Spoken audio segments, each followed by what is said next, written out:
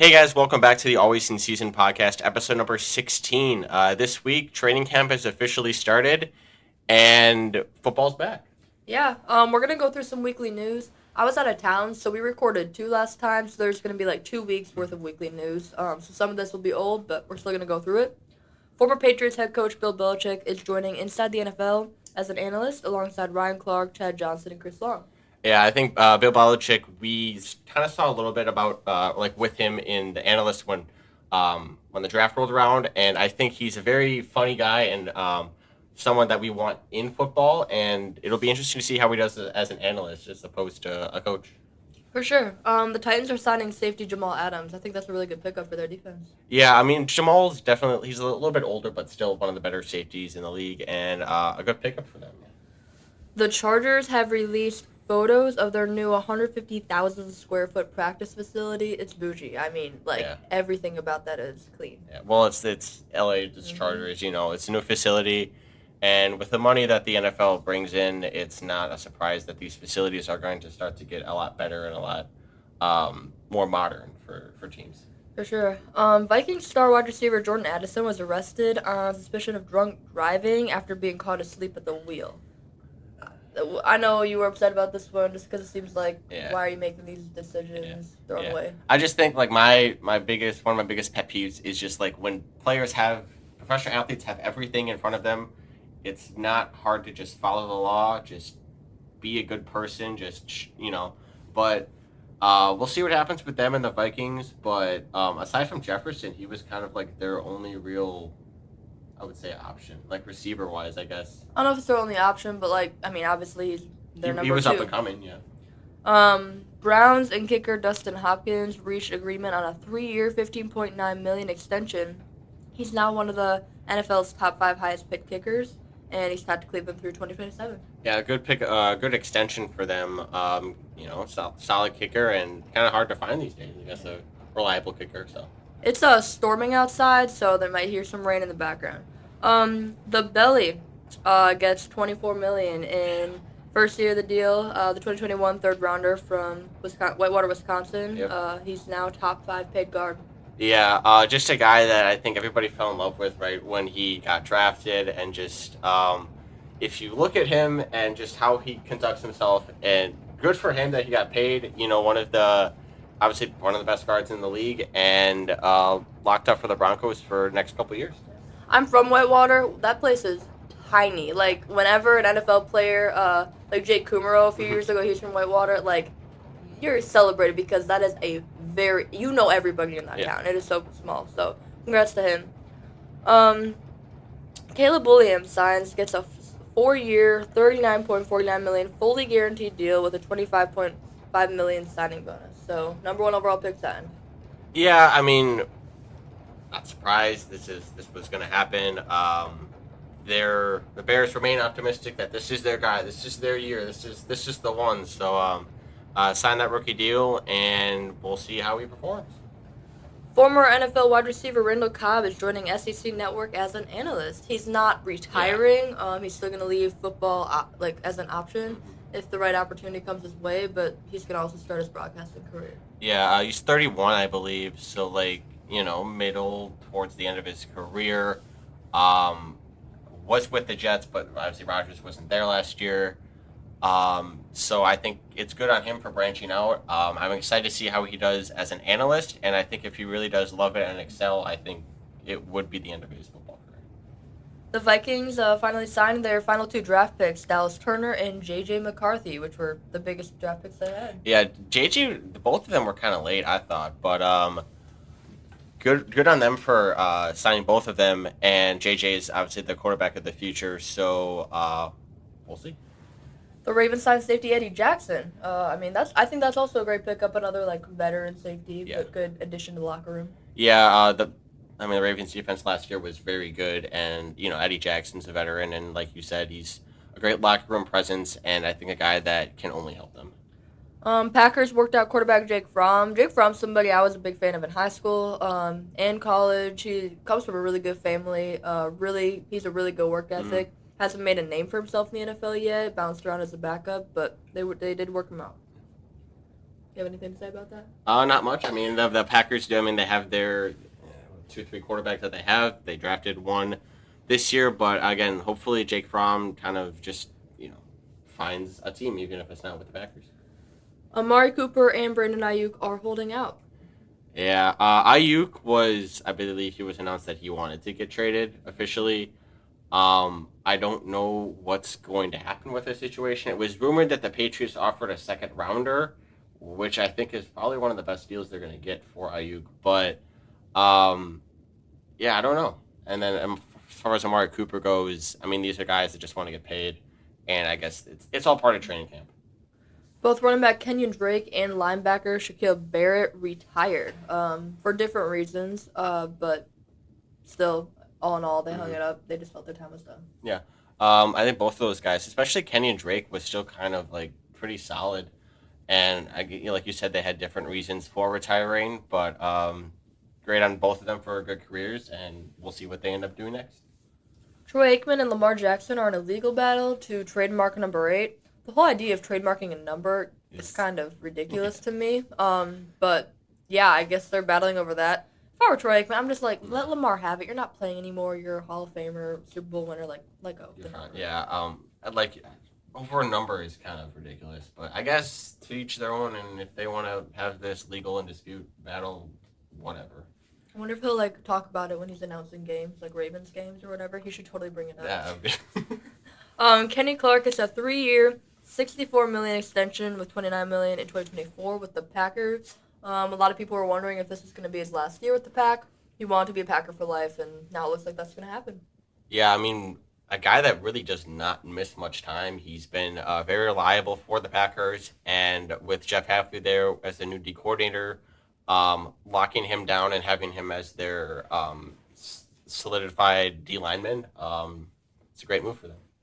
The Texans signed running back Cam Akers, just a good signing because they needed to kind of bolster up that running back room.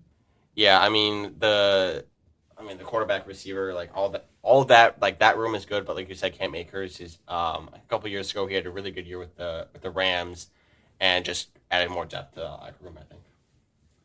This was interesting. John Harbaugh said Lamar will be recognized as the greatest quarterback ever in the history of the NFL. I'm all for coaches having confidence in their guys, and I'm a big John Harbaugh fan, big Lamar fan, and they've had a good relationship since Lamar entered the league.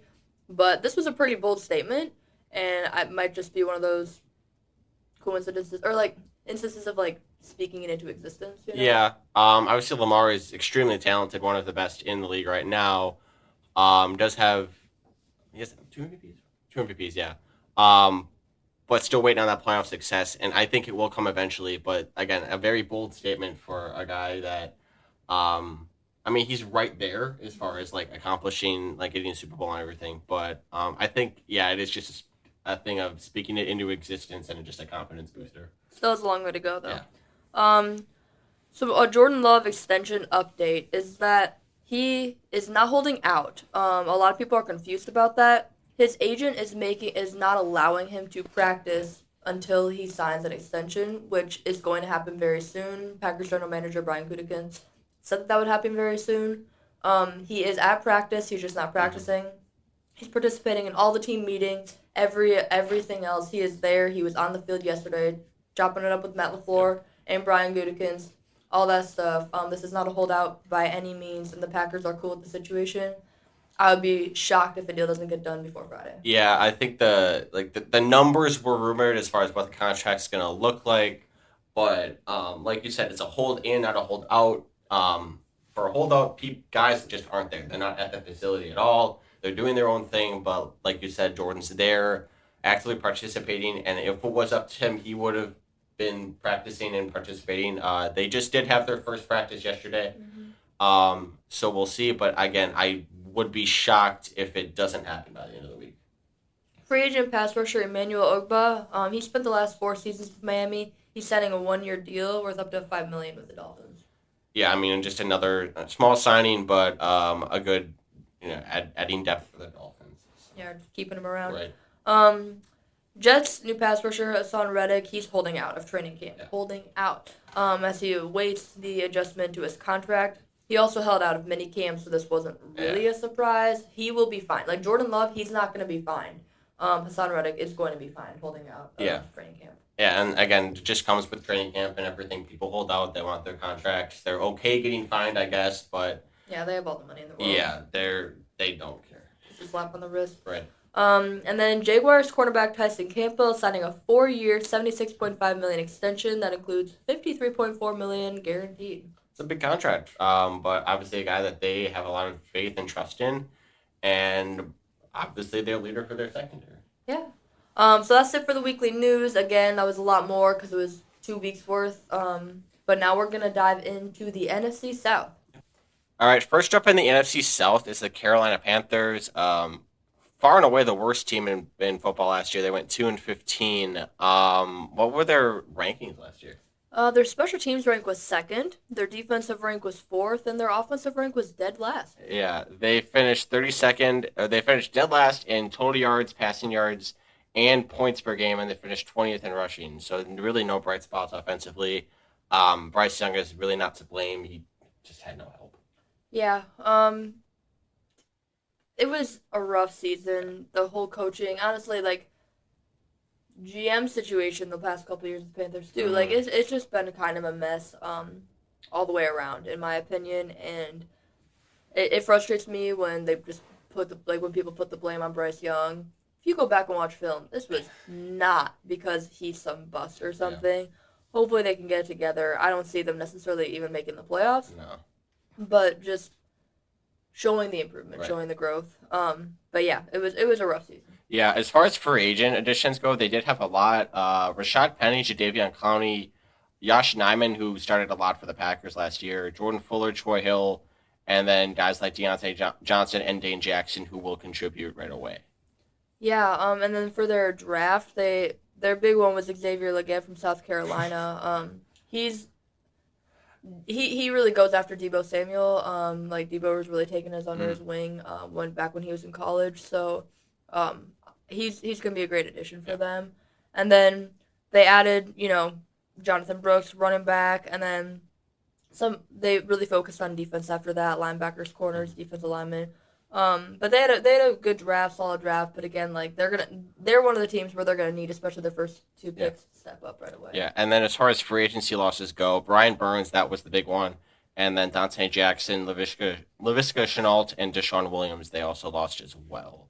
So yeah, and then for coaching additions, Will Harrier for quarterbacks, Nathan Carroll as pass game coordinator, Pat McPherson as tight ends, Kelly Kuwaka as assistant offensive line. Darren Bates as special teams assistant, and then Scott Cooper as director of coaching development. And then their key coaching loss was offensive coordinator Thomas Brown. Yeah. We touched on the offense. Their defense really was not that much better. They were somehow fourth in total yards per game allowed, but people ran the ball on them. 123 yards a game on the ground, and then 25 points per game allowed. So, like you said, it's just kind of a situation where they just need to start adding pieces and putting pieces around Bryce Young to allow him to do what he needs to do. Yeah, when they're down in games, other teams are wanting to run the ball against them just to run out the clock. So yeah, it was a mess all the way around. Their schedule difficulty is 29th. It really is a fairly easy schedule, except after the bye week. After the bye week, they have the Chiefs, the Buccaneers, the Eagles, and the Cowboys. And they ended with the Cardinals, Buccaneers again, and then the Falcons. But those first 3-4 games out of the bye week are rough, but hopefully they have their act together where they can at least be competing in those games. Yeah, I don't know, like, even with the easy schedule, if they're going to make the playoffs, just because they have a lot of questions and a lot of just uncertainty there. But they just need to see some improvement and some stability just within the coaching staff, within the locker room. They just need to have some sort of direction. Yeah, and the NFC South is such an interesting division. I think it could be a competitive one, but we could see 2 teams in this division from into the playoffs. So we'll see. But again, for the Panthers, this is really not about making the playoffs this year as much. That's not really the expectation. Obviously, in their building, that's what they're going to say their expectation is. But from an analyst perspective, it's really just seeing that improvement. Can they win 6 games are they competing, or do they just look Right. a mess like last year? That's it for the Panthers. We're gonna move on to the Atlanta Falcons. All right, next up in the NFC South is the Atlanta Falcons. They went 7-10 last year. They missed the playoffs, and they did make some moves last year, though. Yeah, their offensive rank was 17th, defensive rank was 11th, and special teams was 31st, which was their weak point, but they need to improve all the way around. Yeah, they were 22nd in passing and 26th in points per game. But then they obviously added guys like Kirk Cousins to help with that passing game. Yeah, so for their head coaching, coaching additions in general, Raheem Morris, he was formerly the defensive coordinator for the Rams, he was hired, and he was previously an assistant to the former Falcons head coach, Dan Quinn, and he served as an interim head coach for 10 games in 2020. So, dude knows what he's doing. Everybody loves Raheem Morris who's ever played for him or coached with him. So this will be a great addition, I feel, and they have a lot of new pieces, like you said, but like even at the quarterback position. So it's really just a new regime. It can be a full fresh start for the Falcons, which they really need, and they have the chance to make the playoffs this year. They also have a new offensive coordinator, Zach Robinson. Zach Robinson was replaced, by Dave Ragone, and then Jimmy Lake was replaced by Ryan Nielsen, and they also added some other coaches like assistants, Jerry Gray as an assistant head coach, Jay Rogers, Barrett Rudd, things like that. So a lot of new faces, which is to be expected with the new coaching staff. And then as far as other free agents go, they added guys like Darnell Mooney, Ray McLeod, and Kevin King, but they lost a lot.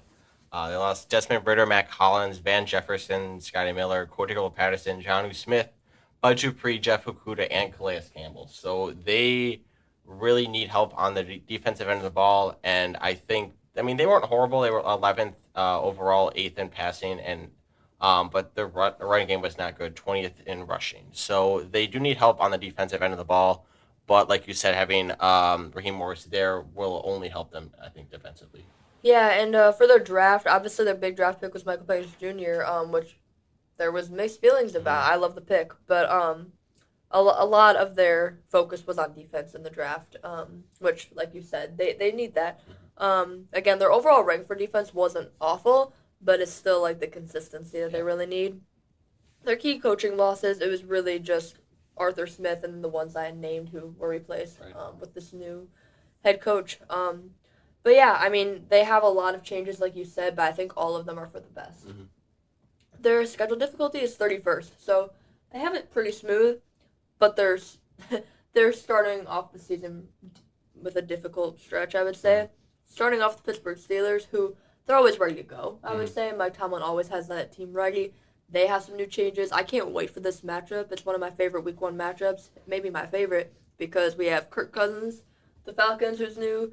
Probably Russell Wilson will be quarterback 1 with the Steelers, and I just find that so fun. Like, that's a great matchup. And then they play the Eagles and then the Chiefs. So that's a rough stretch. Yeah, rough stretch to start, definitely. It's kind of hard to get your footing, especially with a new coach, new quarterback with those tough games. So we'll see how they respond early on. But then I think they get a lot easier as the schedule goes on. Yeah, so they'll be tested right away. But if they can get if they got 2 wins out of those 3 games, then they're feeling really good. And like you said, going into a little bit of an easier, or at least up and down schedule, as opposed to just this wow, we're being hit hard, you know. But that's it for the Falcons. Though we're gonna move on to the New Orleans Saints. All right, next up in the NFC South is the New Orleans Saints. They went 9-8 last year. They finished second in their division and kind of middle of the road, I guess. Yeah, their offense rank was 14th, defensive rank was 13th, and special teams was 24th. So again, just a situation where they're middle of the pack, but they want to improve in every area. Yeah, as far as free agency additions go, they got Equinemius St. Brown, Cedric Wilson. Big one was Chase Young, and then Willie Gay and Jonathan Abram. So they just kind of got some depth and filled some holes where they needed to.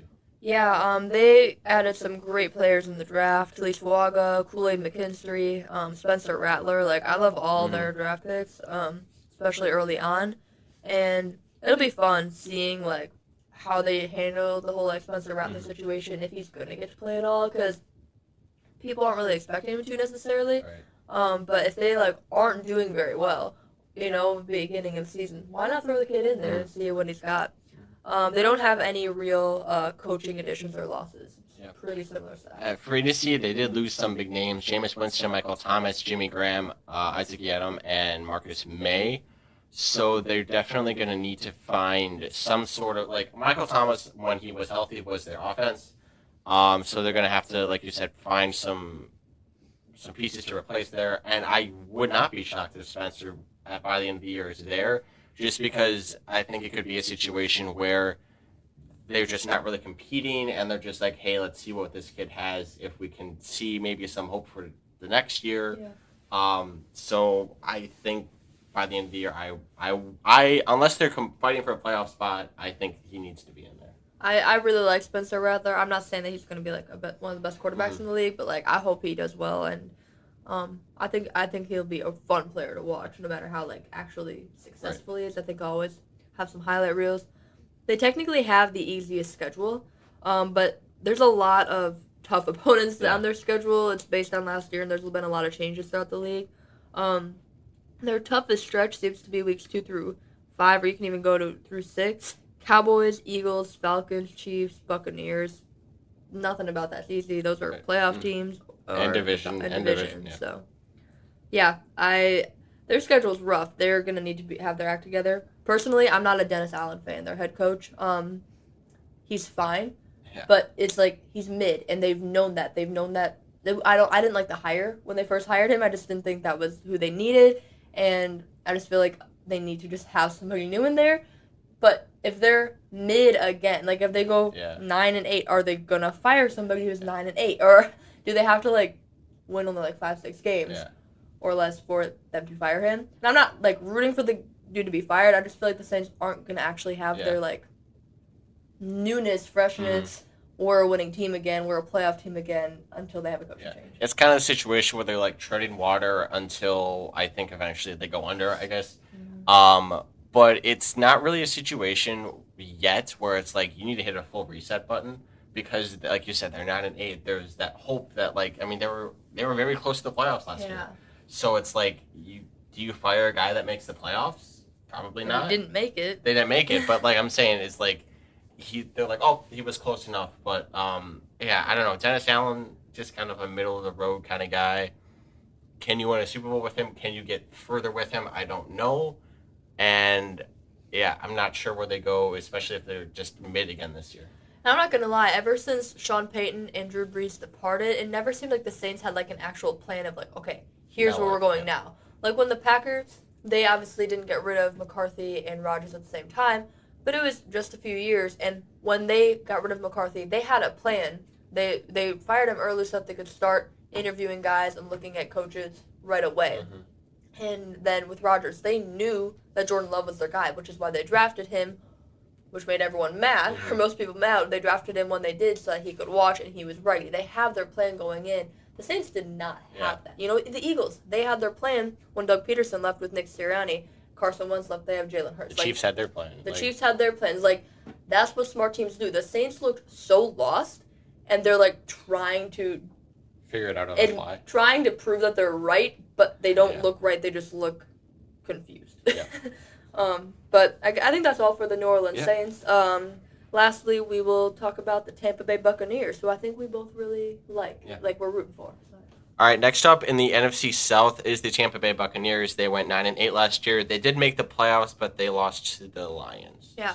They beat the Eagles in the wild card, which everyone was like, oh, dang, like the Eagles really have dropped off. But yeah, they did lose to the Lions. Their offensive rank was 23rd, defensive rank was 23rd, and special teams was 27th. So the fact that they made the playoffs with those subpar rankings are, impressive. It's Baker. Love Baker. Their new additions for coaching, Josh Grizzard, pass game coordinator. He has 12 years of coaching experience. Brian McClendon, wide receivers coach. And then Brian Picucci, offensive line coach and former quality control coach. I think the big news for them, or big thing that happened their offseason, was they extended Baker. They have their quarterback, and along with signing him, they signed guys like Sterling Shepard, Randy Gregory, and Jordan Whitehead. But then they also lost guys like David Moore, Ryan Jensen, Shaq Barrett, Devin White, and Carlton Davis. So I think a team that is trending in the right direction, definitely. For their draft, they didn't have like a bunch of like shiny, flashy picks, but they also didn't really need that because they have a pretty solid core. Theirs is just kind of like bolstering their roster, like we've talked about. So tackle Graham Barton was their first pick. Edge Chris Braswell was their second rounder. You know, just like I think they're excited about their flashiest pick was probably in round 3, wide receiver Jalen McMillan, which I think a lot of people are excited to see how he can learn behind the veteran guys they have. But like, I don't know, they're just kind of they've done a great job of finding themselves after the Brady era. I think there was that Pretty like 1 quickly. year where they were just like kind of like trying to figure out. They got Baker.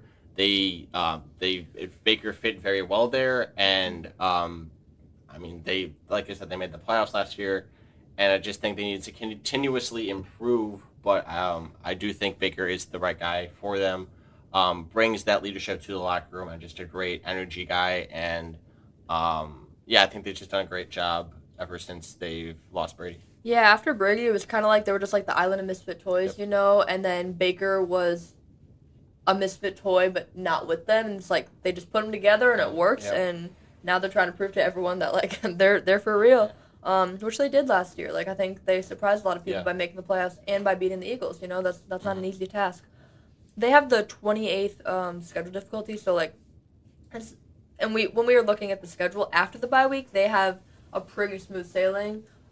They could honestly go undefeated or maybe drop a game here or there, but like they have a nice schedule after the bye week. But right before the bye week is when it's tough. They have the Ravens in week 7, and then the Falcons, the Chiefs, and the 49ers. Nothing about that is easy. No. And if we look at it, so it's a Monday night game for the Ravens, and then Sunday for the Falcons, another Monday for the Chiefs, and then Sunday for the Niners. So 2 primetime games there. yeah, that there's nothing easy about that schedule. But it's exciting. Like that's where you prove we're for real or not, right? Those are going to be the games that are like really testing them for the playoffs, I think. And it's in the middle of the season, so they can have a chance to like get their footing and get some sort of structure and see where they're at, and then hopefully by that stretch they're ready to go and see how they match up against the title contenders. Yeah. Now obviously football is a physical sport in general, but those games not only are they difficult, but those are very physical teams. So I really hope they don't like have a bunch of injuries that they're dealing with, you know, and then which just makes the stretch harder. But then, they have their bye week 11, which is a good bye week, and then hopefully they can go smooth sailing after that. So that's it for the NFC South. Next week, we're going to break down the NFC East. Yeah. I guess we'll see you next week.